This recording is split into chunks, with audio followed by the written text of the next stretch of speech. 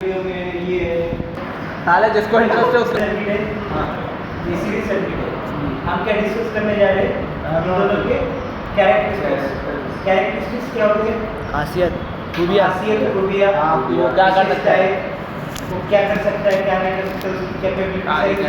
तो अभी देखो सीरीज सर्किट में सप्लाई जाने के कितने रास्ते हैं, यहाँ पे सिर्फ एक ही है।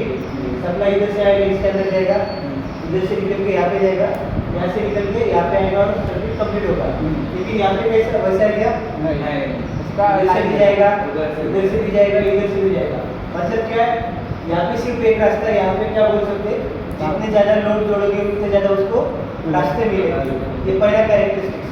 दूसरा क्या है, अगर इसमें से किसी तीन है यहाँ पे, ठीक है, कोई भी एक निकालेंगे तो वो सप्लाई आगे जा पाएगा नहीं। क्यों, बीच में उनको रास्ता से एक है। यहाँ पे तो कोई भी एक निकाले, बाकी के दो चलेंगे, क्योंकि ये क्या है, इंडिपेंडेंट है। ये डिपेंडेंट है एक दूसरे के ऊपर। ये लोग एक दूसरे से कोई भी वास्ता नहीं रखते, ये खुद इंडिपेंडेंट है।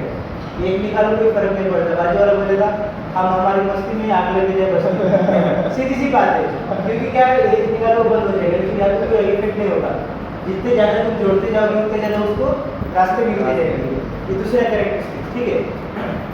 अब तीसरे की बात करते हैं। अगर यहाँ पे आप लोग 220 देते हो तो हर एक के बीच क्रॉस में, मतलब हर एक इधर आउटसाइड आउटपुट में 220 मिलेगा। अगर हम लोग यहाँ पे वोल्ट मीटर कनेक्ट करते हैं तो हर एक के अक्रॉस में आपको 220 ही मिलेगा। लेकिन यहाँ पे वैसा नहीं होता। जितने ज़्यादा आप लोड जोड़ते जाओगे उतना उसको डिवाइड करते जाओगे। मतलब अगर मान के चलो यहाँ पे 220 वोल्टेज आ रहा है तो वहाँ से कम हो तीनों भी डिवाइड होगा equally.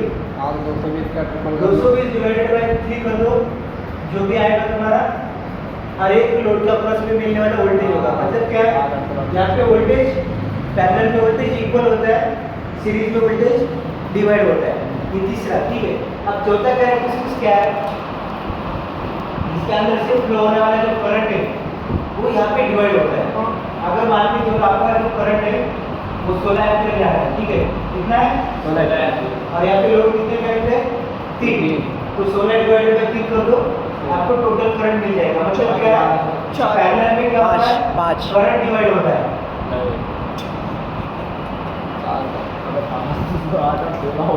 Current divided by load, parallel में करंट डिवाइड होता है।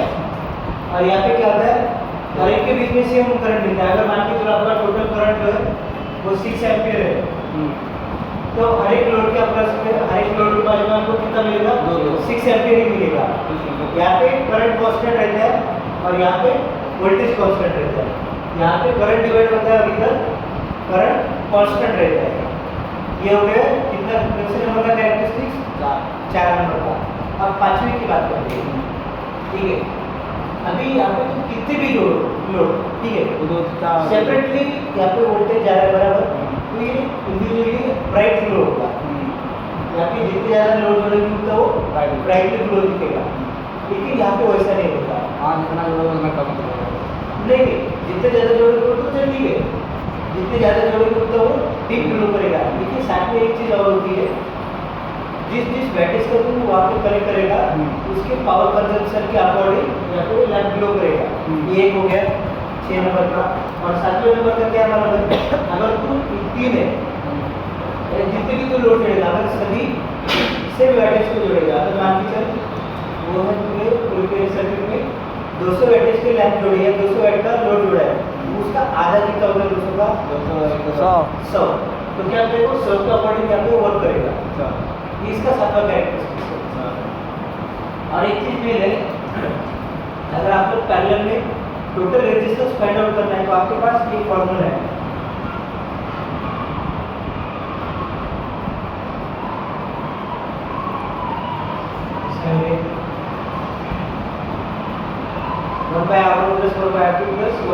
ये पैरेलल में। लेकिन अगर सीरीज में कैलकुलेट करना चाहिए तो सीरीज में एकदम आसान है।